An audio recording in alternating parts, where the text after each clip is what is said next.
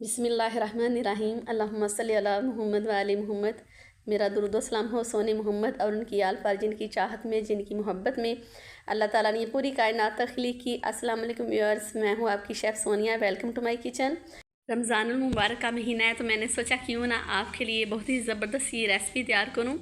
आज मैंने इमली की चटनी बनाई है तो आप भी प्लीज़ इसे ट्राई कीजिएगा समोसों के साथ, पकौड़ों के साथ। तो सबसे पहले मैंने ले लिया इमली, तकरीबन ये 400 ग्राम है। 400 ग्राम इमली में हम ऐड कर देंगे तकरीबन 1 लीटर पानी ऐड किया है इसमें।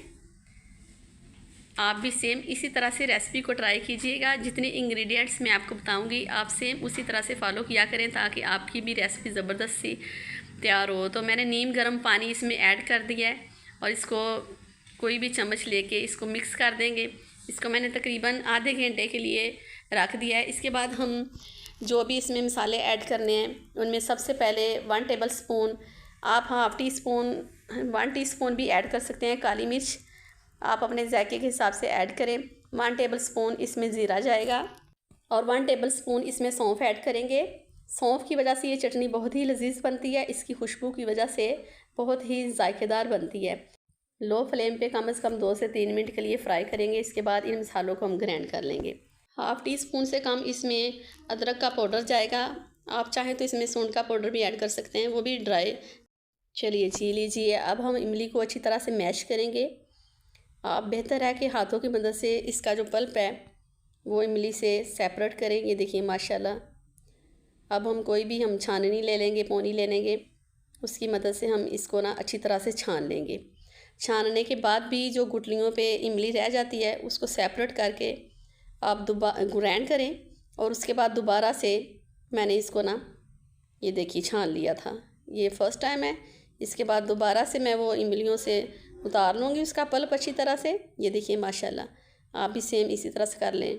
बेहतर है कि आप हाथ भी यूज़ कर सकते हैं। ये देखिए माशाल्लाह। थोड़ा सा और पानी ऐड कर दें ताकि जितना भी इसमें खट्टापन है वो सारा चला जाए बोल में। इसके बाद हम ये इसको सेपरेट कर देंगे। ये देखिए गुठलियाँ सेपरेट कर दी हैं और वो जो पल्प है उसे दोबारा से ग्राइंड किया है। अब हम दोबारा से इसको छान लेंगे। 2 दफ़ा इसको छानना है। एक दफ़ा वैसे आपने उसको अच्छी तरह से मैश करने के बाद दोबारा से वो गुठलियों के ऊपर से जो उनका पल्प है वो उतार लेंगे। चलिए जी। अब हम एक पैन में तकरीबन 4 टेबल स्पून ऐड कर दिया ऑयल।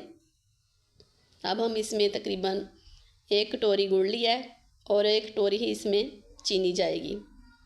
तकरीबन 1 पाव चीनी है और 1 पाव ही इसमें गुड़ ऐड किया है।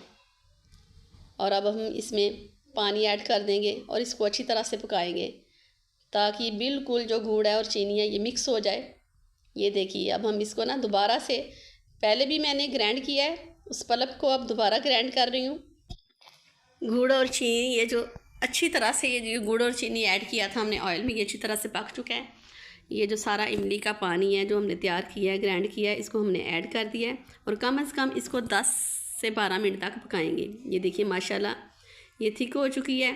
आप चाहें तो स्टार्ट में ही मसाले ऐड कर दें या फिर इस तरह जिस तरह मैंने ऐड किए हैं। अगर हो सके तो आप थोड़ा सा इसको पानी में मिक्स करके ऐड करें ताकि गुठलियाँ ना बने। और हाफ़ टी स्पून इसमें चिली फ्लेक्स ऐड किए हैं। आप चाहें तो पिसी हुई जो सुर्ख मिर्च है वो भी ऐड कर सकते हैं।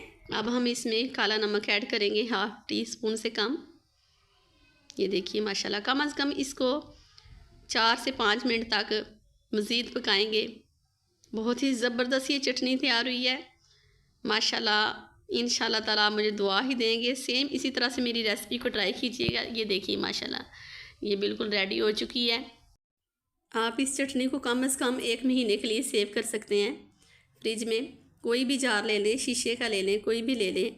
आप इसको अच्छी तरह से बंद करें और कम से कम 1 महीने तक इसको यूज़ कर सकते हैं। आप इसे दही बल्ले पे, समोसे, चाट, पकोड़े वगैरह सबके साथ यूज़ कर सकते हैं। Thank you for watching. Please मेरी वीडियो को लाइक, शेयर एंड सब्सक्राइब कर दीजिएगा और दुआ में याद रखिएगा। अल्लाह हाफिज़।